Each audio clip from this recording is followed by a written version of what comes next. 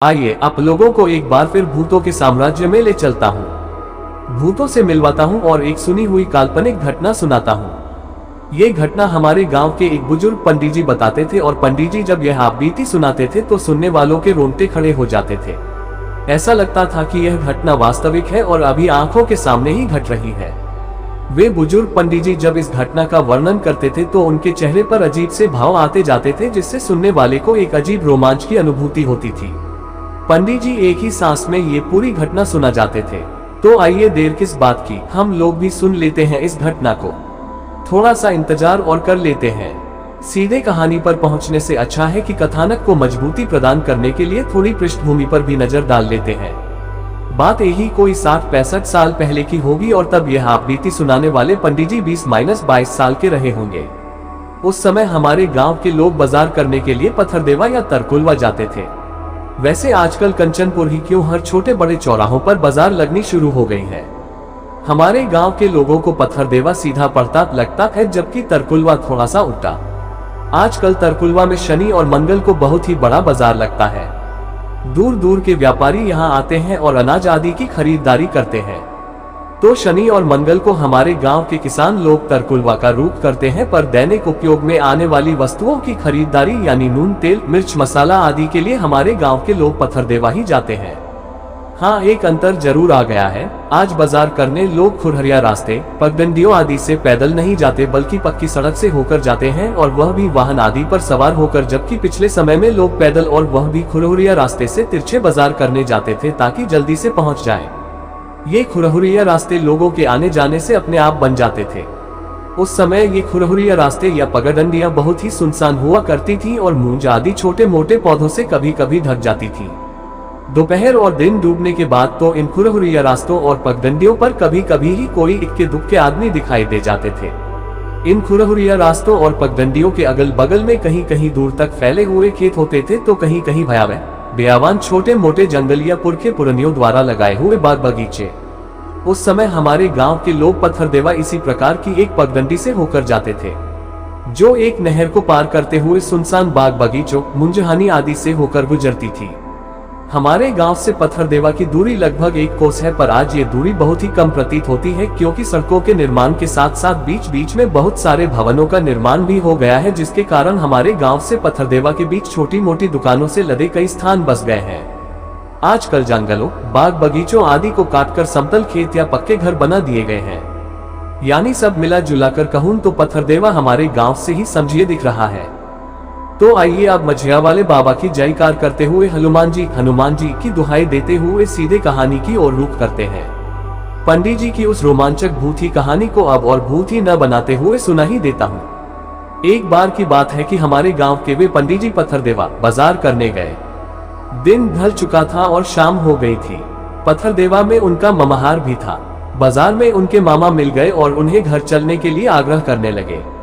पंडित जी ने कहा कि फिर कभी आऊंगा तो घर पर चलूंगा, अभी मुझे कुछ जरूरी सामान लेकर घर पर जाना है, क्योंकि मैं अक्सरुआ अकेला आदमी हूँ और घर के साथ गाय गोरू की भी देखभाल करनी है। पर पंडित जी के मामा माने नहीं और उन्हें अपने घर पर लेकर चले गए। पंडित जी जल्दी जल्दी में मामी का दिया हुआ भुजा भरी खाए, रस पिए और फिर आने का वादा करके वहां से चलने को हुए। उनके मामा ने कहा कि रात हो चुकी है, कहो तो मैं चलकर छोड़ देता हूँ या रुक जाओ, कल चले जाना। पर पंडित जी को तो अपनी गाय दिखाई दे रही थी, जो दोनों जून लगती थी और एक वर्ग यानी एक आदमी के अलावा वह दूसरे को डूबने नहीं देती थी, हो गई थी। पंडित जी अपनी निडरता का परिचय देते हुए मामा से बोले कि मैं अकेले चला जाऊंगा, आप कष्ट न करें। इतना कहकर पंडित मामा के घर से निकलकर अपने गांव की ओर चल दिए। अब लगभग रात के 8-9 बज चुके थे। जिस पगडंडी से होकर हमारे गांव के लोग पत्थरदेवा आते जाते थे, वह पगडंडी एक बहुत ही घनी और भयावह बगीचे से होकर गुजरती थी। इस बगीचे में आम, महुआ, जामुन इत्यादि पेड़ों की बहुलता थी, पर बीच बीच में कहीं कहीं बरगद जैसे बड़े पेड़ भी शोभायमान थे। इस बगीचे को मझिया वाली बारी के नाम से जाना जाता था। यह बारी बगीचा सिधावे नामक गांव के पास थी। आज भी इसका नाम वही है, पर इसका अस्तित्व खत्म होने की कगार पर है। लगभग सारे पेड़ काटे जा चुके हैं।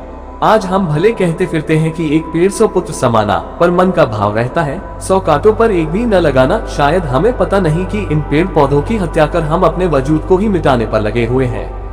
जब हमारे गांव के पंडित जी इस बगीचे में पहुंचे तो उनकी हिम्मत जवाब देने लगी। उनकी सांसें तेज और शरीर पसीने से तरबतर। कारण ये था कि पगडंडी पर आगे भूत प्रेतों का जमावड़ा था और वे चिक्का, कबड्डी आदि खेल खेलने में लगे हुए थे। उन भूत प्रेतों के भयावह रूप, उनकी चीख पुकार, मारपीट किसी भी हिम्मती और हनुमान भक्त को भी मूर्छित करने के लिए पर्याप्त थी।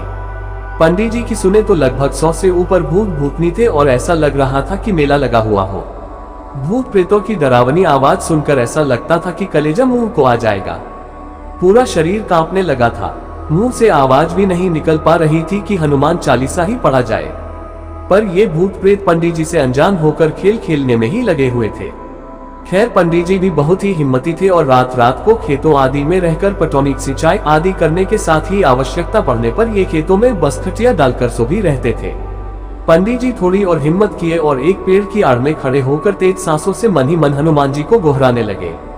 उनकी सांस तो बहुत ही फूल रही थी, पर करे तो क्या करे। वे अपने सांसों पर काबू करने के साथ ही यह सोच रहे थे कि कब ये भूत रास्ते से हटे और मैं लैंप लगाकर भागूं। तभी उन्हें कुछ याद आया और वे मन ही मन हंसे। उनके दिमाग में कौन था कि अरे ये तो मझिया वाले बाबा का क्षेत्र है, फिर मैं क्यों डर रहा हूँ। अभी वे मन ही मन यही सोच रहे थे कि तभी अचानक उनके कानों में खड़ाओं की चट-चट की आवाज सुनाई देने लगी। खड़ाओं की आती इस आवाज से उनका डर थोड़ा कम हुआ और कुछ हिम्मत बढ़ी। धीरे धीरे वह आवाज और तेज होने लगी और देखते ही देखते उनके पास एक स्वर्ण शरीर का लंबा चौड़ा व्यक्ति, जो केवल एक सफेद धोती पहने हुए था और उसके कंधे से सफेद गमछा झूल रहा था, प्रकट हुआ। उसके ललाट का तेज उस अंधियारी रात में भी स्पष्ट दिख रहा था। उस अलौकिक आत्मा के दर्शन मात्र से पंडित जी पूरी तरह से बेखौफ और आनंदित हो गए और बार बार उस स्वर्णिम विराट पुरुष के मुखमंडल की ओर नजर ले जा रहे थे। पर उस विराट पुरुष के मुखमंडल पर इतना तेज था कि पंडित जी की आंखें टिक नहीं पा रही थी और चौंधिया रही थी। पंडित जी के अनुसार उस महापुरुष के पूरे शरीर से ही आभा निकल रही थी। पंडित जी अभी कुछ कहते उससे पहले ही उस अलौकिक पुरुष ने पंडित जी से पूछा, आपको डर लग रहा है क्या? पंडित जी ने स्वकारोक्ति में केवल अपनी मुंडी हिला दी। फिर उस अलौकिक पुरुष ने कहा, डरने की कोई बात नहीं, आप तो निडर जान पड़ते हैं। खैर आप आगे आगे चलिए और मैं आपके पीछे पीछे आपके गांव तक आता हूँ। उस अलौकिक पुरुष की इतनी बात सुनते ही पंडित जी तेज कदमों से पगडंडी पर चलने लगे और उनके पीछे पीछे वही खड़ाओं की चट-चट की तेज आवाज। दूर दूर तक भूत प्रेतों का नामो निशान नहीं और अब पंडित जी भी निडर मन से अपने मार्ग पर अग्रसर थे। पंडित जी ने बताया कि खड़ाओं की तेज आवाज आते ही सभी भूत प्रेत रफू चक्कर हो गए थे।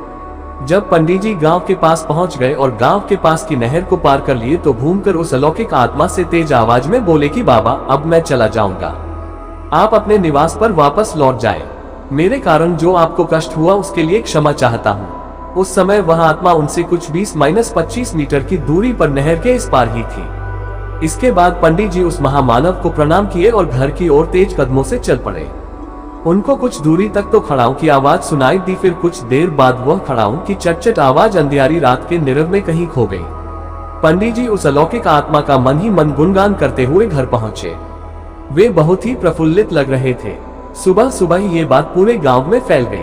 उनके घर और गांव गड़ा के लोगों को पूरा विश्वास था कि यह मझिया वाले बाबा ही थे, क्योंकि मझिया वाले बाबा का सम्मान सब लोग करते थे, यहाँ तक कि भूत प्रेत भी। तभी तो उस रास्ते से कोई भी आसानी से कभी भी आ जा सकता था और भूत प्रेत भी मझिया वाले बाबा के डर से किसी का नुकसान नहीं पहुंचाते थे। हाँ, यह अलग बात थी कि इन भूत प्रेतों से लोग खुद ही डर जाते थे। धन्य है भारतीय संस्कृति, जिसे हर वस्तु में देवत्व नजर आता है। हर बगीचे आदि का एक अधिकारी देव होता है। तो मझिया वाली बारी के देवता थे मझिया वाले बाबा। आप भी मेरे साथ प्रेम से बोलिए, मझिया वाले बाबा की जय। महानुभाव, यहाँ दी गई कहानियां काल्पनिकता पर आधारित होती हैं। इन्हें मनोरंजन के रूप में पढ़ें, समझें। इन्हें दिल व दिमाग में न बैठाएं, पर हाँ साथ ही ये कहानियां आपको कैसी लगती हैं जरूर बताएं। आभार।